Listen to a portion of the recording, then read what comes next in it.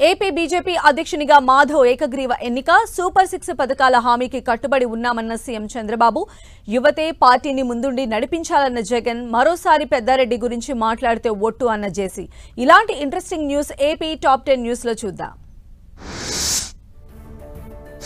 తూర్పుగోదావరి జిల్లా మలకపల్లిలో పర్యటించిన సీఎం చంద్రబాబు లబ్ధిదారులకు పెన్షన్లు పంపిణీ చేశారు।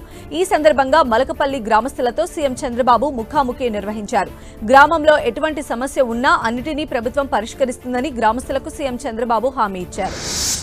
సూపర్ 6 పథకాల అమలుకు కట్టుబడి ఉన్నామన్నారు ఏపీ సీఎం చంద్రబాబు నాయుడు। ఇప్పటికే తల్లికి వందనం పింఛన్లు పెంపుతో పాటు పలు పథకాలను అమలు చేశామన్నారు। అలాగే ఆగస్టు 15 నుంచి మహిళలకు ఉచిత బస్సు ప్రయాణం కూడా అందుబాటులోకి తీసుకువస్తామన్నారు। ఏపీ బీజేపీ కొత్త అధ్యక్షునిగా పీవీఎన్ మాధవ్ను ఆ పార్టీ హైకమాండ్ ప్రకటించింది। బీజేపీ చీఫ్ గా పీవీఎన్ మాధవ్ ఎన్నికైనట్లు ఎన్నికల incharge Karnataka MP PC Mohan certificate అందజేశారు। దీంతో పార్టీ అధ్యక్ష బాధ్యతలను బదలాయిస్తూ కమలం జెండాను మాధవ్కు అప్పగించారు పురంధేశ్వరి।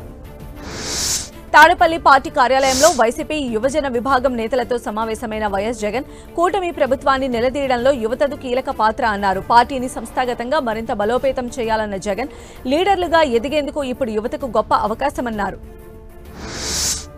జగన్ వైసీపీ డ్రామాలను యువత గమనించాలన్నారు ఎస్ఈడీఏపీ చైర్మన్ దీపక్ రెడ్డి। కూటమి పాలనలో జరుగుతున్న మేలును ఓర్వలేక వైసీపీ దుష్ప్రచారం చేస్తోందన్నారు। వైసీపీ అబద్దాలకు రెచ్చిపోతే కేసులతో యువత భవిష్యత్తు నాశనం అవుతుందన్నారు। విజయనగరం జిల్లా బొండపల్లి మండలం అంబటి వలసలో ఇంటింటికి వెళ్లి ఎన్టీఆర్ భరోసా పెన్షన్లు పంపిణీ కార్యక్రమంలో మంత్రి కొండపల్లి శ్రీనివాస్ పాల్గొన్నారు। గ్రామ స్థాయిలో ప్రజా సమస్యలు తెలుసుకుని పూర్తి స్థాయిలో పరిష్కరించేందుకు ఈ కార్యక్రమం ఎంతో ఉపయోగపడుతుందన్నారు మంత్రి శ్రీనివాస్। ఉండవల్లి నివాసంలో మంత్రి నారా లోకేష్ 66వ రోజు ప్రజా దర్బార్లో ప్రజల విజ్ఞప్తులను స్వీకరించారు। కూటమి ప్రభుత్వం అందరికీ అండగా ఉంటుందని మంత్రి లోకేష్ భరోసా ఇచ్చారు। మెడికల్ సీటు ఇప్పిస్తామంటూ సజ్జల సన్నిహితులు మోసం చేశాడని లోకేష్ తెలిపారు। AP deputy CM Pawan Kalyan ఈ నెల 4న ప్రకాశం జిల్లా మార్కాపురం మండలం గొట్టిపడాయిలో పర్యటించనున్నారు। రాష్ట్రంలో అత్యంత ప్రతిష్టాత్మకంగా చేపట్టనున్న జల్ జీవన్ పథకాన్ని ఆయన ప్రారంభిస్తారు। ఈ పథకానికి ఏపీ ప్రభుత్వం 1290 కోట్లను కేటాయించింది। ఇందులో ప్రకాశం జిల్లాలోని 18 మండలాల పరిధిలో తాగునీటిని సరఫరా చేయనుంది ఏపీ।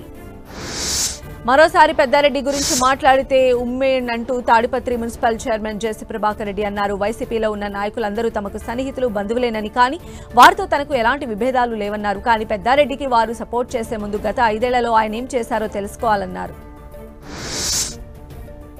జాతీయ వైద్యుల దినోత్సవం సందర్భంగా విజయవాడలోని బీజేపీ ఆఫీసులో Sujana foundation, rotary club, round table ladies circle ఆధ్వర్యంలో మెగా మెడికల్ క్యాంపు నిర్వహించారు। ఈ కార్యక్రమాన్ని ప్రారంభించిన ఎమ్మెల్యే సృజనా చౌదరి ప్రతి ఒక్కరూ దీన్ని సద్వినియోగం చేసుకోవాలన్నారు।